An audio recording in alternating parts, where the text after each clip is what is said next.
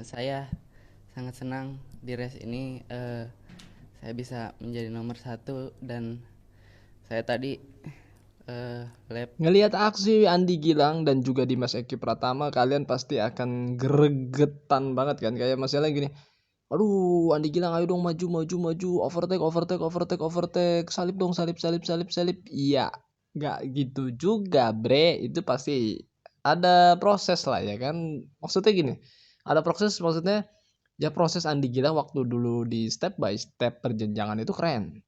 Keren. Saya mau bahas ini di konten ini dan juga sedikit aja mungkin ya, nggak terlalu lama ya, tapi ada intisarinya kali ya, sedikit-sedikit ngebahas Andi Gilang perjenjangan dia, walaupun tidak saya berikan data keseluruhan antara podium berapa di mana, tapi mungkin sedikit gambaran untuk kita bisa mengapresiasi Andi Gilang sebenarnya. Ini saya mau bahas Andi Gilang karena ada juga yang komen misalnya, "Oi, jangan Mario aja dong, Andi Gilang dong," gitu. Dia juga hebat. Iya, oke, nggak masalah buat saya mah. Oke, mari disimak video ini sampai selesai. Jangan lupa makan dan juga jangan lupa berdoa. Siapin minum-minuman kalian buat untuk menyimak video sederhana ini.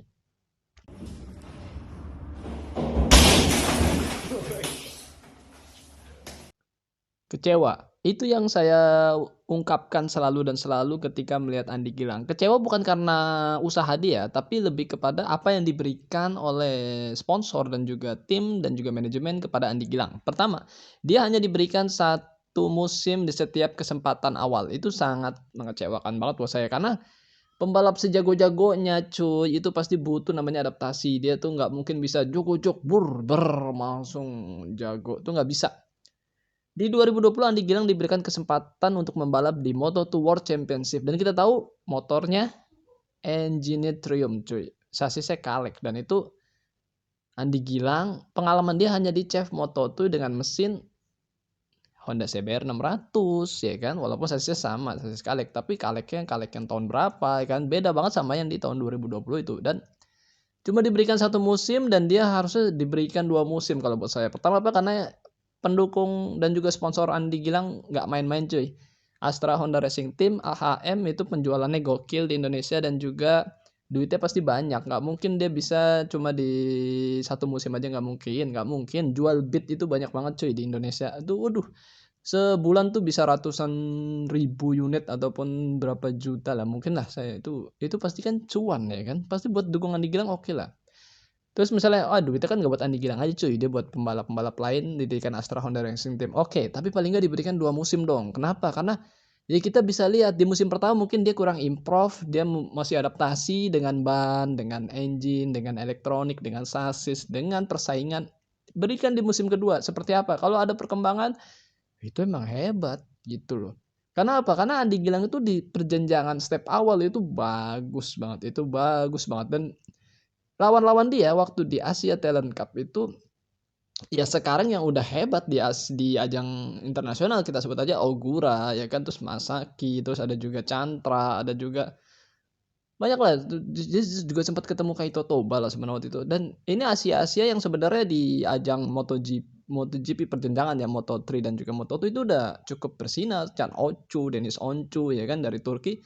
Itu lawan-lawan Andi Gilang waktu di Asia Talent Cup gitu kan. Dan mereka ya nggak sebegininya Andi Gilang karena mereka diberikan kesempatan 1 musim, 2 musim, 3 musim. Kita lihat Chantra dari Thailand sekarang di Moto2 di tim Honda tim Asia. Dia tuh bareng di Mas EQ waktu naik Moto2 ya, apa duluan Chantra ya? Kayaknya duluan Chantra. Saya lupa ingat sana, saya agak males kalau untuk inget-inget pembalap-pembalap dari Asia yang di Honda tim Asia karena saya ngerasanya ngeliatnya gini. Kayaknya mereka kok bisa dikasih kesempatan lama gitu kan, bisa step 1 musim, musim berikutnya diperpanjang, musim berikutnya. Dan kalau dari Indonesia 1 musim aja kamu gagal dan kamu turun. Aduh, cuy, itu nggak bisa gitu sebenarnya. Sebenarnya ini saya ngomong kayak gini, ini di channel saya loh ya. Maksudnya saya bukannya sok tahu, bukan, tapi maksudnya ini loh yang terlihat dan banyak banget para penggemar MotoGP dan juga penggemar pembalap-pembalap Indonesia yang di ajang internasional itu pada kayak ngerasa kecewa gitu kan. Aduh, harusnya dikasih dong kesempatan kedua gitu kan, kesempatan selanjutnya. Jangan langsung diturunin gitu aja gitu. Andi Gilang di 2021 diturunin ke Moto3 yang jelas-jelas gimana ya? Secara dia udah mungkin baru dia mau beradaptasi di satu musim itu, dan di 2020 itu kan musimnya nggak ini ya, maksudnya nggak normal karena di masa pandemi kemarin, dan nggak normal akhirnya sirkuit banyak yang di-cancel seperti kayak di Sepang nggak ada, di Thailand nggak ada, padahal kekuatan Andy Gilang ada di Sepang loh. Dia sering banget menang di Sepang. Dia itu sangat Qatar, dia juga mantap sebenarnya. Tapi kita lihat terlalu cepat untuk disuruh pindah-pindah, akhirnya dia sulit beradaptasi kan. Jadi gini nih, misalnya kalian disuruh nginget-nginget ya kan, nginget-nginget pakai motor ini, oke, dia adaptasi dulu kan dengan reading positionnya kan, terus juga dengan remnya, terus dengan elektroniknya, dengan bannya, terus dengan sasisnya segala macam, dengan mesinnya apalagi ya, itu gitu pas baru mungkin satu musim setengah itu udah agak mulai nyaman gitu kan, agak mulai ini. Tapi gitu pas udah mulai enak, tahun depan, "Oh kamu kurang bersinar, kamu harus turun." Oh sayang banget cuy, Dija udah ngasih harapan. sayang. Baru kalau kita lihat prestasinya ya seperti ini, sangat keren di Asia, dia menguasai banget dan hampir juara Asia waktu di 2016. Namun ya itulah Indonesia, kadang saya suka bahas kenapa sih Indonesia kalau di awal-awal tuh hebat gitu, di final jus kalah gitu kan, terus kayaknya ada sesuatu, apa mungkin kita terlalu ekspektasi terlalu tinggi atau seperti apa ya nggak tahu lah, memang apa seperti apa, ada yang bilang mentalnya, ada yang bilang ini, ada yang bilang itu agak sedikit jelimet sebenarnya, agak jelimet.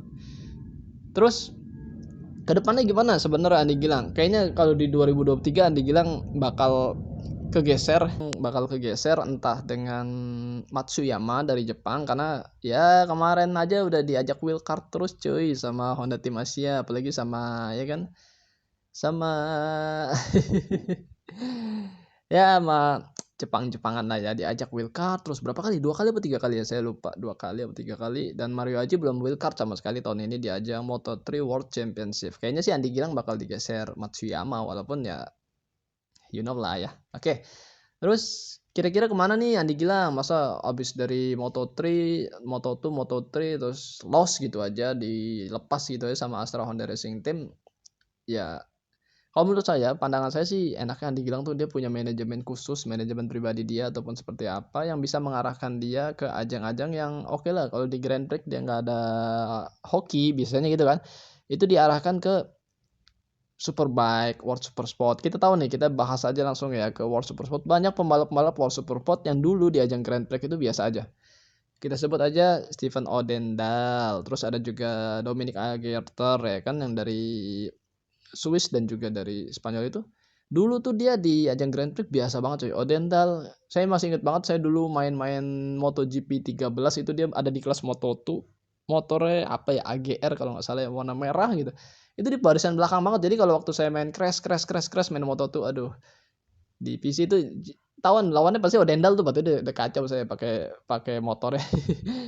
Itu Odendal kacau. Tapi dari Moto2 2013 dia turun ke CEF Moto2 dan akhirnya dia bisa juara di tahun 2016. Kalau saya nggak salah di CEF Moto2 dia juara. Itu dia saingan sama Dimas Eki cuy. Saingan sama Dimas Eki di CEF Moto2, dan Dimas Eki ya masih cukup muda waktu itu ya, dan dia bisa menyaingi Odendal, dan Odendal juara 1 ya, juara CEF Moto2 saat itu, dan kalau nggak salah dia naik lagi deh dari CEF Moto2, dia naik lagi ke Moto2 Odendal di 2017 2018 Odendal naik lagi, cuma kayaknya rezeki dia itu ataupun prestasi dia mentok gitu kalau di ajang Grand Prix. Akhirnya di ajang prototype ya lebih tepatnya, dia pindah ke ajang macam-macam tuh, sampai akhirnya tahun ini kita lihat dia di World Super Shot 600 bareng Galang Hendra, pertama asal pembalap Indonesia. Keren cuy, dengan motor Yamaha R6 di tim Evan Bros. Woi, Evan Bros. Keren banget, keren. Apalagi Agerter, kita tahu dia lama di Moto2.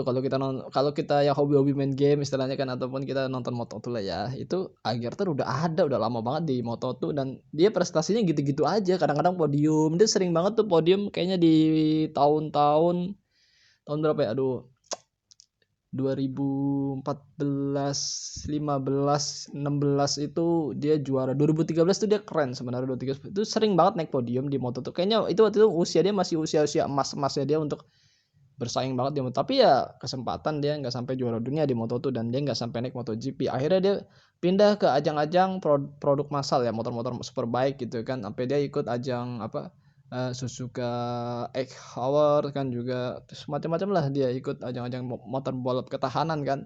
Sampai tahun ini dia keren banget di Super Sport ya kan, World Super Sport 600 di perjenjangannya World Superbike.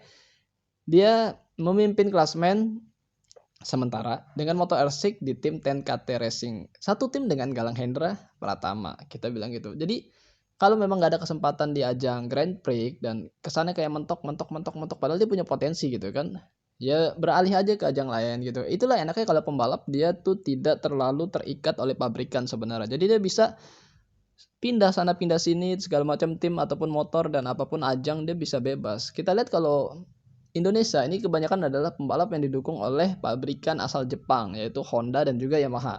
Kita bilang aja Gary Salim.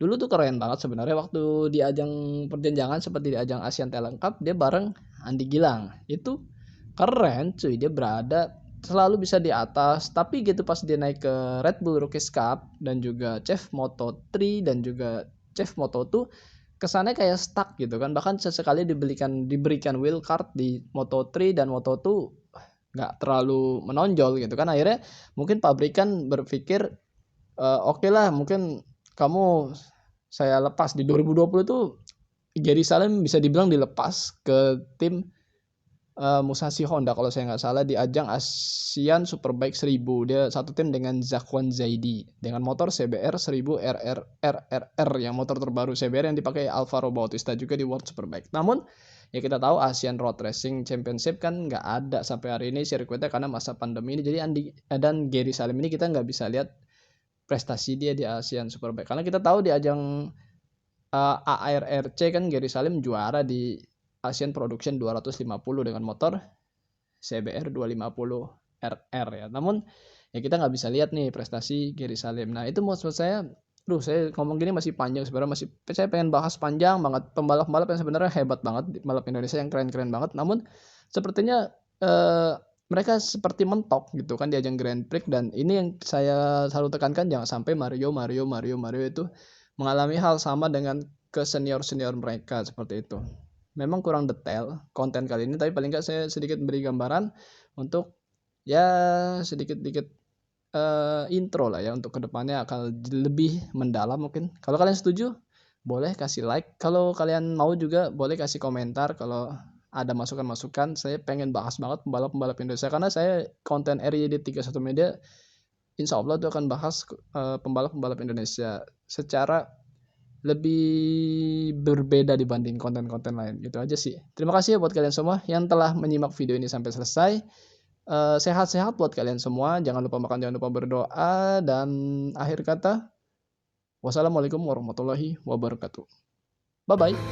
Dija udah ngasih harapan, terus aku ditinggalin kan. Ditinggalin atau ditinggalkan? Bukan ditinggalin kan? Gitu aja jadi masalah.